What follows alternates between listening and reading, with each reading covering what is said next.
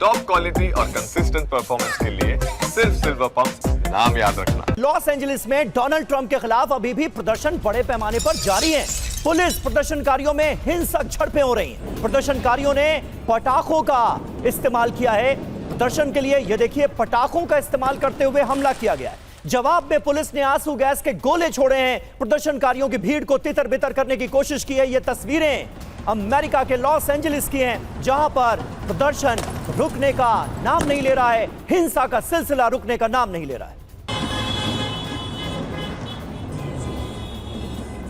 जी तो अमेरिका में प्रदर्शनकारियों का हंगामा। ट्रंप की इमिग्रेशन नीति के खिलाफ जबरदस्त हिंसा हुई है। प्रदर्शनकारियों ने कई गाड़ियों को आग लगा दी है, जिसकी तस्वीरें भी दुनिया देख रही है कि इस वक्त आखिर चल क्या रहा है अमेरिका में। ये देखिए तस्वीरें, किस तरह से गाड़ियां धू-धू करके यहां पर जलती नजर आ रही हैं। जो प्रदर्शनकारी हैं वो हाथों में झंडा लिए सड़कों पर मौजूद हैं। ट्रंप के खिलाफ, ट्रंप की इमिग्रेशन पॉलिसी के खिलाफ यहां पर हो रहा है लगातार विरोध प्रदर्शन।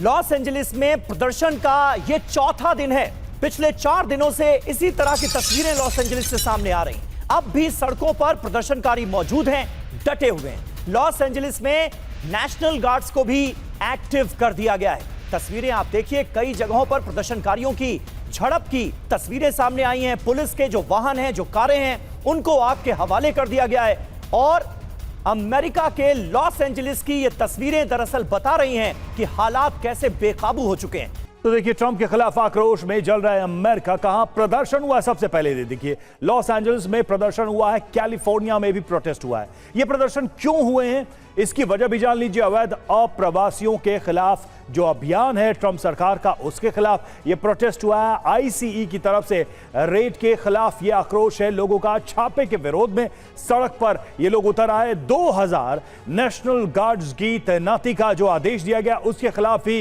ये विरोध है। और विरोध ज्यादा तेज और बेहद हिंसक होता चला गया, जैसा कि तस्वीरें भी आप देख रहे हैं। अब तक एक्शन क्या हुआ, तो रेड के दौरान 53 लोगों को गिरफ्तार किया गया और रेड के दौरान फ्लैश बैंग ग्रेनेड का इस्तेमाल किया गया। आंसू गैस के गोले छोड़े गए, पेपर स्प्रे का भी प्रयोग किया गया। और यह कार्रवाई क्यों की गई है, तो ट्रंप की डिपोर्टेशन पॉलिसी का हिस्सा बिना दस्तावेज वाले अप्रवासियों पर यह एक्शन लिया गया है। 3000 लोगों को हर दिन गिरफ्तार करने का लक्ष्य भी इसमें रखा गया और यही वजह है कि अब यह नाराजगी सड़कों पर आ गई है।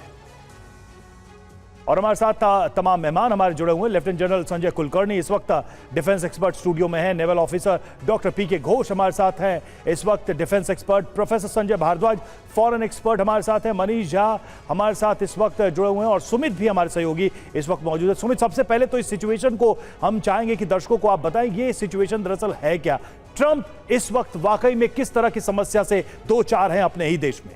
देखिए, बिल्कुल ट्रंप के लिए सबसे बड़ी दिक्कत ये हो रही है कि वो हार्ड लाइन लेकर बड़े डिसीजन तो ले रहे हैं, लेकिन वो अपने नेशनल सिक्योरिटी की एक्सेस कह सकते हैं या फिर उसकी जानकारी है जो उन तक नहीं पहुंच रही। अभी अगर आप लॉस एंजलिस की बात कर रहे हैं, धीरे धीरे आप ये देखें कि वेस्ट लेक से ये पूरा प्रोटेस्ट स्टार्ट हुआ, उसके बाद ये पैरामाउंट गया, उसके बाद आप कह सकते हैं फैशन डिस्ट्रिक्ट के बाद पूरे लॉस एंजलिस में या फिर पूरे इलाकों में फैल गया। लेकिन ये आपकी सिचुएशन नहीं है, आपकी प्रॉब्लम नहीं है। 1980 से लगातार ये प्रॉब्लम लगातार इस इलाके में बनी हुई है कि ड्रग्स हो, माफिया हो, रिफ्यूजीज हो, वो लगातार इस इलाके को अपने हब के तौर पर काम करते हैं। डोनाल्ड ट्रंप चाहते थे इस इलाके को साफ करना, लेकिन जो कम्युनिटी है, लैटिनो कम्युनिटी, वो इतनी ज्यादा स्ट्रांग हो चुकी है कि वो प्रशासन के खिलाफ सड़कों पर आ रही है। और ये डोनाल्ड ट्रंप लगातार समझ नहीं पाए या फिर आप कह सकते हैं कि वो ये जान नहीं पाए कि अगर ऐसा होगा तो कितने ज्यादा प्रोटेस्ट हो सकते हैं। पिछले 1 साल में अगर आप देखें, ना सिर्फ डोनाल्ड ट्रंप के कार्यकाल को, जो बाइडेन के भी कार्यकाल को, 125 से ज्यादा रॉयट लाइक सिचुएशन अमेरिका में बनी है। और इसके पीछे की सबसे बड़ी दिक्कत यह है इकोनॉमी का लगातार गिरते जाना,